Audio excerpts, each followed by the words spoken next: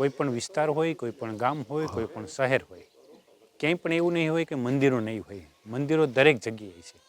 પરંતુ આજે આપણે એક એવા મંદિરની મુલાકાત આવ્યા છે જે આખું અનોખું મંદિર છે. જે મંદિરમાં કોણ બિરાજમાન થશે, શું કાંઈ છે, તેના વિશેની આપણે વાતચીત કરીશું, તેના વિશે જાણીશું. ત્યારે આ મંદિર જે છે તે માનવ મંદિર છે. માનવ મંદિરમાં કોણ બિરાજમાન થશે, શું કાંઈ છે, તે વિશેની વાતચીત કરવા માટે અહીંના જે સંચાલકો જે છે તેમની સાથે જ વાતચીત કરીશું. આ જે મંદિર છે તેમાં તમે આવો કે લજાઈ ગામ છે. લજાઈ ગામથી જે ભીમનાથ મહાદેવ મંદિર છે સામે આવેલું છે.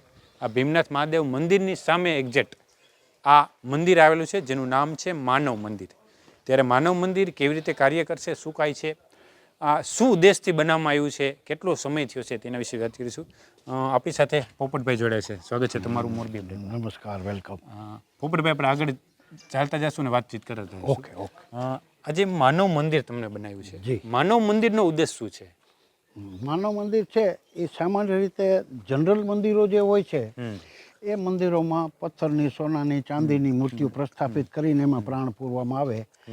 એમ અહીંયા જીવતા જાગતા દરિદ્ર નારાયણ ભગવાનની પ્રસ્થાપના કરી અને અમે એની સેવા કરવાના છીએ. જેમ મંદિરમાં સેવા કરે, સૌ પગે લાગે, એમ અમે પણ એવી જ રીતે અહીંયા એ વડીલોની અમે સેવા ચાકરી કરવાના છીએ. એને અમે દરિદ્ર નારાયણ ભગવાનને અહીં પધરાવવાના છીએ. એટલે આ સંસ્થાનું નામ અમે માનવ મંદિર રાખ્યું છે કે માનવને અમે મંદિરમાં પ્રસ્થાપિત કર્યા છે એમ માનીને. ઓકે. બીજું આ તમને વિચાર કેવી રીતે આ માનવ મંદિર બનાવવું જોઈએ? એમાં શું છે, 2001માં જ્યારે ભૂકંપ આવ્યો ત્યારે અમે બહુ કરુણ સ્થિતિ જોઈ. ત્યારે તો હું તલાટી મંત્રીમાં નોકરી કરતો. એ સ્થિતિ જોઈ ત્યારથી મારા મગજમાં એવું હતું કે ભાઈ જેની પાછળ કોઈ કાંઈ કરી શકે એમ છે એ તો સમજ્યા, પણ જેનું કોઈ નથી આ દુનિયામાં એને કોણ સાચવે?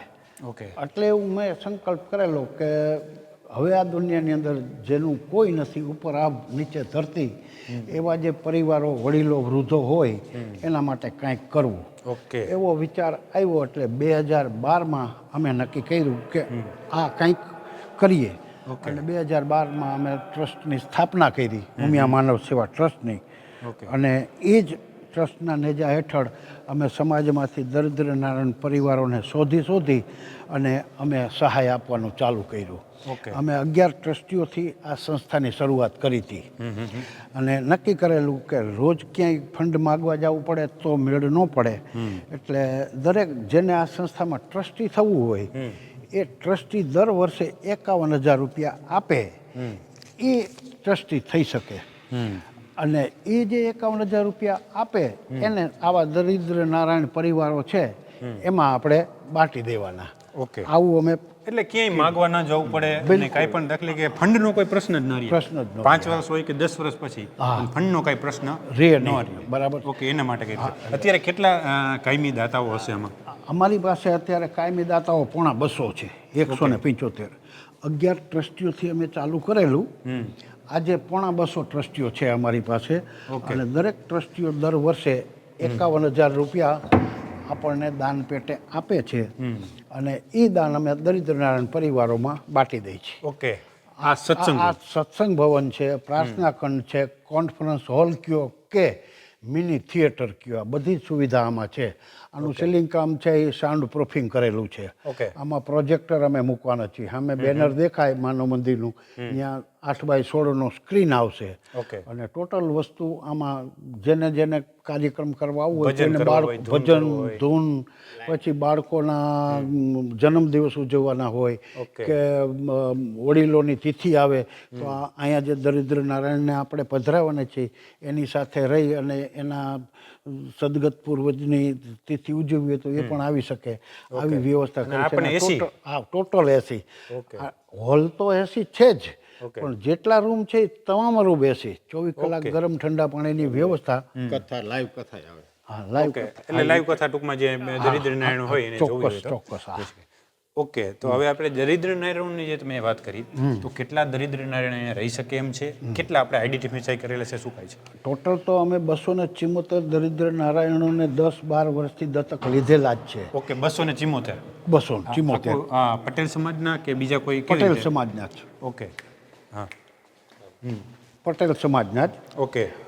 પણ એમાંથી જે 274 છે એમાંથી જે લોકો 70 વર્ષ 75 વર્ષથી મોટી ઉંમરના છે એવા વડીલોને જ અહીં લાવવાના છે, જે પોતાની રીતે જીવન જીવી શકે એમ છે. એ પોતાની ઘરે રહીએ અને એને અમે ત્યાં ઘરે બેઠા સહાય પહોંચાડશું. અને જાતે કાંઈ કરી શકે એમ નથી. કે જે અંધ છે, 75-80 વર્ષની ઉંમર થઈ ગઈ છે, પથારી વસ છે, લાકડીના ટેકે હાલી શકે છે માંડ, એવા લોકોને અમે અહીંયા પ્રસ્થાપિત કરવાના છીએ 274માંથી. હા, આ 4 રૂમ વડીલોની વ્યવસ્થા છે. એટલે જેને દીકરો ન હોય કે એવા જ જે વડીલો છે એમને, બાકી જે દીકરો હોય એવા વડીલો કોઈ એટલે એના માટે વૃદ્ધાશ્રમો તો છે, પરંતુ આ વૃદ્ધાશ્રમ નહીં. આ વૃદ્ધાશ્રમ નથી, આ છે માનવ મંદિર. એની અંદર જેને આપણે જેને દીકરા જ નથી એટલે એનું કોઈ સાર સંભાળ લેનાર નથી. એટલે સમાજ છે એ આવા લોકોનો સાર સંભાળ લેનાર પુત્ર બની અને એની સેવા કરે એવો અમારો આમાં મૂળ હેતુ છે. એવી જ રીતે અમે આ આખો પ્રોજેક્ટ કર્યો છે. અને આ જે પરિવારો જે છે તે મોરબીની આસપાસના કે મોરબી જિલ્લાના? આ સંસ્થાનું કાર્યક્ષેત્ર મોરબી જિલ્લો છે. એટલે મોરબી જિલ્લાની અંદર રહેતા હોય એવા પાટીદાર, નિરાધાર, વૃદ્ધ, વડીલો, માતાઓ, બાપા એ બધાના માટે આ સંસ્થા અમે ઊભી કરી છે. એટલે આમાં લગભગ 200 વડીલોનો સમાવેશ થઈ શકે એવી સુવિધા છે. અત્યારે એટલી સુવિધા રાખી છે. હા. એટલે આ ભોજનાલય? આ ભોજનાલય છે. એટલે વડીલો આવે એના માટે ભોજન અહીંયા? વડીલો, જે વડીલો આવી ન શકે એની ડીશ ભોજનની એમના રૂમમાં પહોંચાડવાની, આવી શકે એને અહીંયા આવવાનું. અમે રૂમમાં વિંગ વાઇઝ કેરટેકર રાખવાના છે કે એ રૂમ વિંગની જવાબદારી એ વ્યક્તિની, બરાબર છે. એને અહીં આવી શકે હોય એને અહીં લઈ આવવાના, ન આવી શકે હોય તો એનું ભણું છે ડીશ એ એના રૂમે પહોંચાડવાની. પછી દરરોજ સવારે એને નવરાવવાના, ધોવરાવવાના, પછી એના કપડાં રોજે રોજના બદલાઈ જાય, એના કપડાં ધોવાઈ જાય, નવા આવી જાય. એવી રીતે આખી આપણે આ વ્યવસ્થા આમાં કરી છે.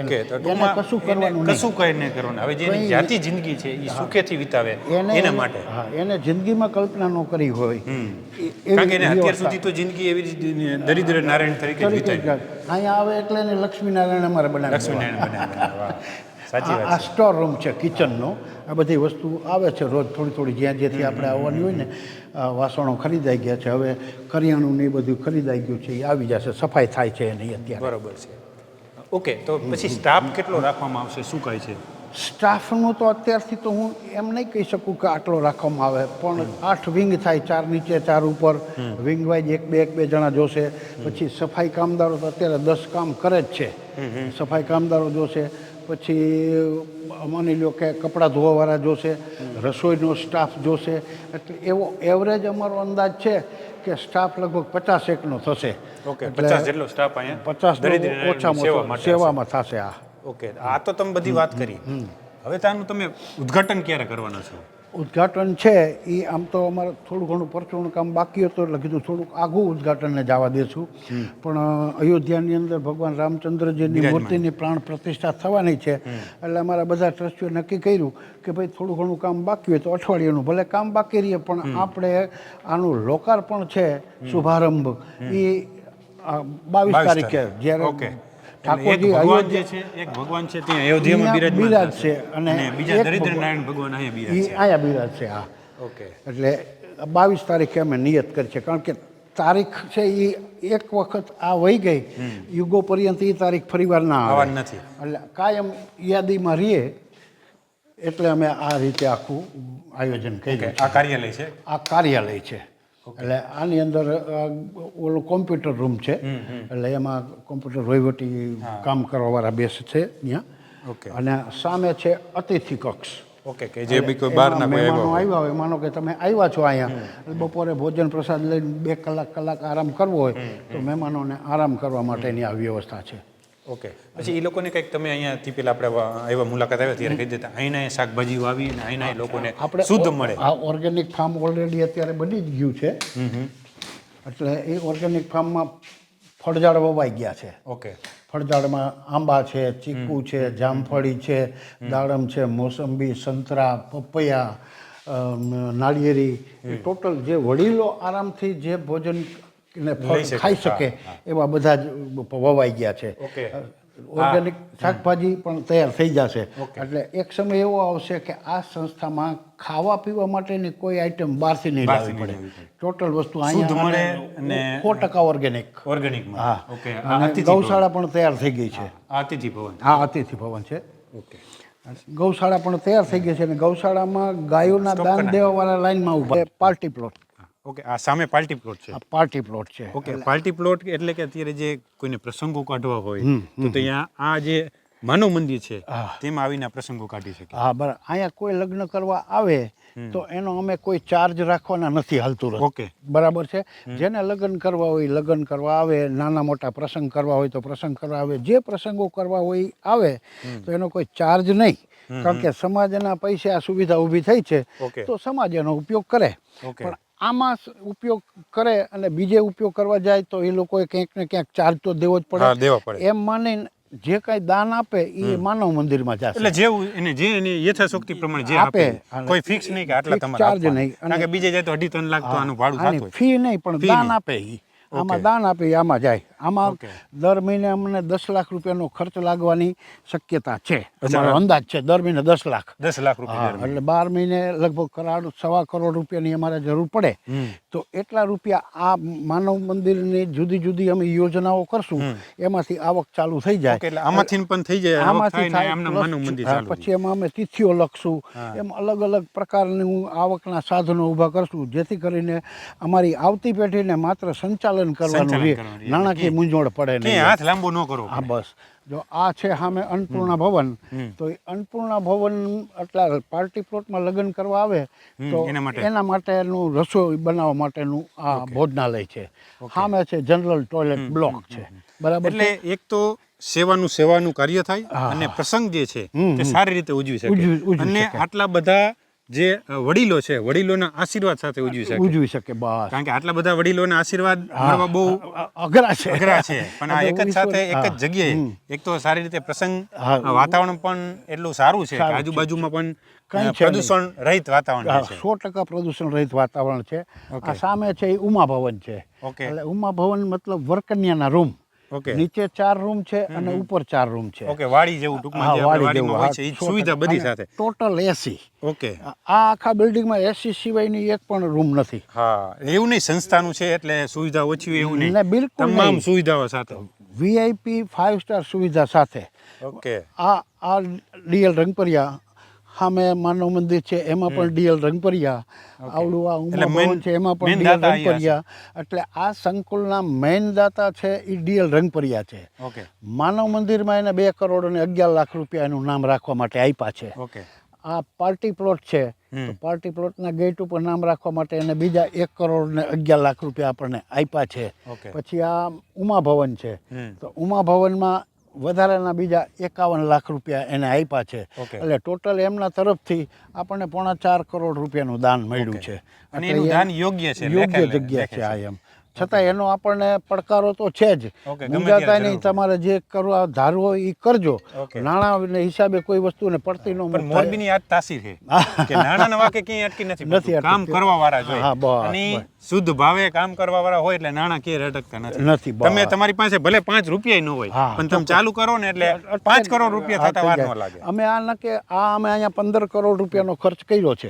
15 કરોડનો ખર્ચ આમાં અત્યાર સુધીમાં થઈ ચૂક્યો છે. હવે છે થોડું ઘણું કામ બાકી. બરાબર છે. 15 કરોડના ખર્ચમાં અમે વ્યક્તિગત રીતે આ કમ્પાઉન્ડ વોલની બહાર નીકળી અને ક્યાંય ફાળો લેવા ગયા નથી. ફોન ઉપર દરેકને અમે કીધું જ કે ભાઈ આ કામ કરીએ છીએ, યથાશક્તિ સહયોગ કરજો. તો અહીંયા બેઠા અમને દાન મળ્યું અને અત્યાર સુધીમાં અમે અહીંયા 75 કરોડ રૂપિયાનું દાન આવ્યું એ અમે વાપરી નાખ્યું છે. આ જમીન 15 કરોડનું. અને આ જમીન સરકાર પાસેથી અમે વેચાતી લીધી છે. અને આ જમીન ની કિંમત સરકારે 4 કરોડ રૂપિયા આંકી હતી. પણ અમે એ જમીન સરકાર પાસેથી 50% રાહત દરેથી એટલે કે 2 કરોડ રૂપિયા ભરી અને આ જમીન સરકાર પાસેથી અમે વેચાતી લીધી છે. એવું નથી કે ખરાબામાં બધું એવું કાંઈ નથી. કાયદેસરનું છે કે ગમે ત્યારે આવનારી પેઢી આવે તોય પણ કોઈને કાંઈ ચિંતા નહીં. આ 100% સરકાર પાસેથી વેચાતું લઈને એના ઉપર જ આપણે બનાવ્યું છે. ઓકે. તો આપણે આગળ જે છે તે બગીચો છે એની પણ મુલાકાત લેવા માટે જાશું. જશું, હા ચોક્કસ. એક તો આ રમણીય વાતાવરણ છે અને બાજુમાં જ તળાવ છે. તળાવ છે અને અહીંયા જે છે બગીચા જેવું બનાવ્યું છે. એટલે નિરાતે આમ તો અહીંયા બેસો તો પણ આનંદ આવી જાય અને આમ થાક તમારો હોય ઉતરી જાય. પરંતુ અહીંયા જે છે જુદા જુદા વૃક્ષો પણ વાવવામાં આવે છે. લગભગ કેટલા વૃક્ષો વાવવામાં છે અને તમે હમણાં વાત કરી હતી કે ફળફળાદી પણ વાવવામાં આવ્યા છે. શાકભાજી પણ અહીંયા વાવવામાં આવશે. ઓર્ગેનિક શાકભાજી અહીંયા હવે વવાશે. વડીલો આવે એટલે અત્યારે શિયાળાની ઋતુમાં અમે કામ પૂરું થાય એટલે તરત જ ચાલુ કરવાના છે. એકવાર ચાલુ થઈ જાય પછી શાકભાજી માટે કે ફળાદી માટે અમારે બહાર જવું નહીં પડે. બધું જ ઓર્ગેનિક અને અહીંથી જ ગૌશાળા આપણી એટલે દહીં દૂધ આપણા. ગૌશાળા બની ગઈ. ગાયના દાતા લાઈનમાં ઊભા છે ગાયો આપવા. કેટલી ગાયો? ગાયો તો લગભગ થશે 10 ગાયો. અહીં જે ઓર્ગેનિક જ બધું અહીંથી 100% તમારે કમ્પાઉન્ડ ની બહારથી ક્યાંય પણ કઈ વસ્તુ લેવા જવું નહીં. એક ગાયના તો આજે સવારમાં તમે આવ્યા પહેલા ફોન આવ્યો તો કે ભાઈ ગાય લેવાઈ ગઈ છે વર્ષ થયા 2 બરાબર છે. એ અત્યારે વ્યાઈ ગઈ છે અને 2 ટક રોજ સવારે અને સાંજે 10 લીટર દૂધ આપે છે. મેં એ અહીંયા સંસ્થામાં ભેટ આપવા માટે થઈને જ લીધી છે. એટલે જ્યારે તૈયાર થાય કહેજો, હું માતાજીને માતાજી પણ તૈયાર છે આવો પધારવા માટે. ઓકે, આવું આ માનવ મંદિર છે કે અહીંયા આવીને આમ આપણને એમ થાય કે અહીંયા આપણે રહેવા આવી જાય. હા, એવું જ છે. એટલે દરિદ્ર નારાયણ કારણ કે આ કોઈ વૃદ્ધાશ્રમ નહીં, પરંતુ માનવ મંદિર છે. વૃદ્ધાશ્રમમાં તો કેવું હોય કે એના દીકરા હોય છતાં પણ એને માતા પિતાને હાચવતા ન હોય એને વૃદ્ધાશ્રમમાં મેકવા જાય છે. પરંતુ આ એવા વ્યક્તિઓ માટે છે કે જેનું કોઈ નથી. દીકરી છે તો સાસરે વહી ગઈ છે, દીકરા છે નહીં. દીકરા ન હોય એવા લોકોને જ અત્યારે રાખવામાં આવે છે અને આ લોકો એના માટે 2012 થી આ લોકો માટે કાર્ય કરી રહ્યા છે અને સર્વે કરેલા છે. અને આ સર્વેના આધારે એ લોકોએ નક્કી કર્યું કે આવું કંઈક બનાવવું જોઈએ જેથી કરીને આજે દરિદ્ર નારાયણ જુદા જુદા ગામમાં જે હેરાન પરેશાન થાય છે કે જે પોતા કારણ કે અત્યારે એની ઉંમર હશે 70 વર્ષ 75 વર્ષ 80 વર્ષ 60 વર્ષ 65 વર્ષથી ઉપરના વ્યક્તિઓ બધા હશે. એ લોકો માટે કે જેની જાતિ જિંદગી જે છે તે સુખેથી વિતાવે તેના માટેનો આ જે પોપટભાઈ અને એના સહિતની આખી જે ટીમ છે તેને જે વિચાર આવ્યો છે ખરેખર સરાહનીય વિચાર છે. આવું દરેક ગામોમાં માનવ મંદિર હોય છે. ઓલા મંદિર તો હોય જ છે આપણે, એ આસ્થાનું કેન્દ્ર છે, એમાં કોઈ સવાલ નથી. આ ઉપરાંત અહીંયા મંદિર બીજા બનાવવામાં આવશે કે કેમ? ના, અત્યારે અમારું કોઈ આયોજન છે નહીં, પણ ભવિષ્યની અંદર અમારી પાસે આ જમીન અમે સરકાર પાસેથી વેચાતી લીધી. એના અમે 3 ભાગ કર્યા છે. એક ભાગમાં માનવ મંદિર, એક ભાગમાં પાર્ટી પ્લોટ અને એક ભાગ અત્યારે અમે પાર્કિંગ માટે ખુલ્લો રાખ્યો છે. સમાજમાંથી ડિમાન્ડ આવે કે સમાજ ઉપયોગી એક આવું કામ કરવું જરૂરી છે તો ઓલરેડી આપણી પાસે જમીન અવેલેબલ છે. સમાજનો સહયોગ મળે એટલે સીધું એ જે કરવા જેવું જરૂરી લાગે બધાને ઉપયોગમાં આવે એવું તો એ કરવાનું. હા, એટલે આમાં 2 બાજુની સાઈડમાં પાણી ભરેલું છે. ઓકે, એટલે આ આવું વાતાવરણ જે છે લગભગ ક્યાંય ગોતવા જાવ તોય ન મળે. ફરતી બાજુ તળાવ છે, આ 2 બાજુ અને આ બાજુ રસ્તો આવી જાય છે. એટલે આગળ પાછળ ક્યાંય કઈ ઉદ્યોગો પણ નહીં, કાંઈ નહીં. અને વૃક્ષો લગભગ કેટલા હશે? 500-1000? આ વૃક્ષોની અમે જે બારવાની વાવી ને એ 5000 વૃક્ષો. ઓકે, એટલે શુદ્ધ ઓક્સિજન પણ અહીંયા મળે. એટલે ઓક્સિજન માટે પણ જે કોરોનામાં આપણે ભાગદોડ કરવી પડતી હતી એટલે વૃદ્ધોને ટૂંકમાં વધારે તકલીફ પડે, એ લોકો અહીંથી શુદ્ધ ઓક્સિજન. 2 વસ્તુનો સર્વે કરી લીધો છે કે મોરબી નગર દરવાજા ચોકમાં ઉનાળામાં જે ટેમ્પરેચર હોય છે એના કરતાં 3-4 ડિગ્રી ટેમ્પરેચર અહીં નીચું હોય છે. બરાબર છે. પછી પોલ્યુશન ત્યાં જે હોય છે એના કરતાં પોલ્યુશનનો પોઈન્ટ અહીં ઘણો નીચો હોય છે. અહીં તો લગભગ પોલ્યુશન બતાવતું જ નથી મીટરમાં. એટલે સંપૂર્ણ પોલ્યુશન મુક્ત એરિયા છે. ઓકે, પછી આ લોકોને મેડિકલ માટેની કઈ સુવિધા? એ બધા જ વડીલોનું દર મહિને મેડિકલ ચેકઅપ થશે, એની ટોટલ રેકોર્ડ રહેશે અને જે તે પ્રકારની જેને તકલીફ હોય ને એવા પ્રકારના માસ્ટર ડોક્ટરો અહીંયા આવીને એની ટ્રીટમેન્ટ કરશે. અમારે ત્યાં નહીં જવાનું. જે તે દર્દને લગતા ડોક્ટરો જ માસ્ટર ડોક્ટરો અહીંયા આવીને એની સેવા થાય. અમે ત્યાં ઓલો ડિસ્પેન્સરી રાખવાના જ છે એના માટે, વડીલો માટે. લાઇબ્રેરી વડીલો માટે થશે. તે પછી સંગીતના સાધનો કાલ જ આવી ગયા બધા, એટલે ધૂન ભજન કરવું 24 કલાક એને મન પડે, એને મન પડે કે આજે ભજન કરવા, ભજન કરવાનું, જે કરવું એ કરવું. ઓકે, કોઈને મુલાકાત લેવી હોય તો અહીંયા આવી શકે? કેવી રીતે? કોઈ પણને મુલાકાતે લેવાની છૂટ. આવે એને અનુકૂળતા હોય તો પ્રસાદ લઈને જ જવાનું. અહીંયા તમામને માટે ઓપન છે, જેને આવવું એને આવે. પછી એમ કે મારે વડીલો ભેરું 1 ટંક રોકાવું છું, સવારે આવ્યો, બપોરે વડીલો ભેરું રહી અને સાંજે મારે ઘરે જાઉં છું તો વેલકમ આવો વડીલો ઓકે, કોઈને સાથે સેવા રહ્યો. કરવા આવવું હોય તોય હા, છૂટ તો છે, હા, અહીંયા રહેવું હોય તોય છૂટ છે. સેવાધારી માણસોનું તો એ બહુ મોટું લિસ્ટ થઈ ગયું છે. ઓકે. એટલે એ તો એ વેઇટિંગમાં છે સેવા કરવા વેઇટિંગમાં છે આ બધા. ઓકે. સેવાધારી માણસો તો ઘણા છે. આ અત્યારે તમે જોયા ને આ બધા કાર્યકર્તાઓ છે એ બધા કારખાનાવાળા છે. ઓકે. બરાબર છે. ઘરે કાંઈ કામ કરતા નથી, પણ આ ટોટલ કામ આમાં સિમેન્ટ કામ સિવાયનું તમને તમામ લાગે કામ. કે અહીંયા ચૂનાડ્યું રાખવું પડે એ કામ છે એ કડિયા કારીગરો પાસે કરાયું બાકી છે. એ તમામ સિવાયનું જેટલું દેખાય ને એ ટોટલ કામ પણ અમારા ભાવ આમાં કાર્યકર્તાઓને ટ્રસ્ટીઓએ કર્યા છે. સેવાનો ભાવ પણ ઉમેરે ત્યારે જ આ સારું ને રળિયામણું બનતું હોય છે. તો મિત્રો આવું આ માનવ મંદિર છે. આની મુલાકાત માટે ગમે ત્યારે આવી શકો છો. રામ મંદિરની સાથે જ આ માનવ મંદિરનું પણ જે ઉદ્ઘાટન થવાનું છે અને પ્રારંભ થવાનો છે, તો 22 તારીખ પછી ગમે ત્યારે તમે અહીંયા મુલાકાત લઈ શકો છો. અને અદ્ભુત અને રમણીય, આ ઉપરાંત તમે શનિ રવિમાં જ્યારે આમ પિકનિક સેન્ટરે જતા હોય તો એકવાર અહીંયા પણ આવી શકો. શનિ રવિના દિવસોમાં પણ તમે અહીંયા પિકનિક તરીકે પણ અહીંયા આવી શકો છો. અહીંયા મુલાકાત લઈ શકો છો, દાદા દાદી સાથે વાતચીત કરી શકો છો અને આનંદ લઈ શકો છો. અમારો એક ભવિષ્યનો પ્રોજેક્ટ છે કે અહીંયા બાલ ક્રીડાંગણ બનાવવું છે. અહીંયા બોટિંગ થાય એવી વ્યવસ્થા કરવી છે. આ તળાવને છે એ અમૃત સરોવરમાં ડેવલપ કરવા માટે સરકારમાં દરખાસ્ત કરી છે. એટલે મોરબીમાં અત્યારે ગરીબ માણસોએ રવિવારના રજાના દિવસોમાં, તહેવારના દિવસોમાં પોતાના બાળકોને લઈ અને ક્યાંય ફરવા જવું હોય તો ફ્રીમાં ક્યાંય સુવિધા છે નહીં. બધાય ચાર્જેબલ અને હાઈ ચાર્જેબલ છે. એટલે નાના માણસો એના બાળકોને એમાં લઈ જઈ શકે નહીં. એટલે એવી સુવિધાવાળું અમે અહીં કરવાનું અમારો નેક્સ્ટ પ્રોજેક્ટ છે. એટલે કોઈ પણ જ્ઞાતિના લોકો અહીંયા આવી શકે છે. કોઈ જ્ઞાતિવાદ નથી. જ્ઞાતિવાદ નથી. અહીં કોઈ પણ જ્ઞાતિના માણસો એ અમારું બાલ ક્રીડાંગણ બને, અહીંયા બોટિંગ થાય, એમાં બધાને માટે એ વ્યવસ્થા કરવાના છીએ અમે. તો અદ્ભુત અને રમણીય જે માનવ મંદિર છે એની એક ફેરે ચોક્કસ મુલાકાત લેજો. નવી અપડેટ સાથે ફરીથી મળીશું. ત્યાં સુધી જોડાઈ રહેજો મોરબી અપડેટ સાથે. ખૂબ ખૂબ આભાર.